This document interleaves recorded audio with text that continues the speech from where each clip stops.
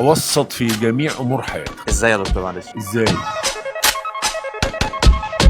حضرتك شفت اخر كامبين اندلسيه عملتها عن القلب؟ ايوه شفتها. هو ملفت للنظر. اتس كاتشي. الكامبين دي هايله جدا لان طبعا احنا بنواجه مشكله رهيبه دلوقتي. فكرة ذكية جدا حقيقة، بتوصل الفكرة منها بأبسط الطرق. هنيئا للي فكر فيها. ما هو الفكره دي هي اللي خلتني ابص في الاعلان واركز فيه واعرف ان هو بيتكلم عن ايه. نبات طريقة همبرجر أي حاجة يعني فيها فاتس أو كده. حضرتك بتشوف وحده القسطره او علاج القلب بشكل عام في اندلسيه فين في الماركت؟ اندلسيه عندها مجموعه من الاساتذه كتير جدا متنوعه من القاهره وعين شمس ومعهد القلب، الى جانب ان احنا ويل ابديتد ويل انوفيتد كاس لاب. الحاجه المهمه البرفكشن بتاع الفحوصات، تواجد 24 ساعه، الاحترافيه، الامانه، وجود تيم كامل قادر ان هو يستوعب كل المضاعفات اللي ممكن تحصل في العيان، بالذات عيان القسطره. لو في فيس تانية بقى هنحب نعملها بعد الكامبين او بعد الفيجوال ده، يجي وراه او قبليه نصيحه الدكتور بحيث ان في حاجه مهمه. ايه النصايح او الدروس البسيطه اللي ممكن توجهها للناس اللي عندهم باد هابتس ممكن تؤدي بيهم للاصابه بالازمات القلبيه؟ توسط في جميع امور حياتك، يعني بتلعب رياضه توسط،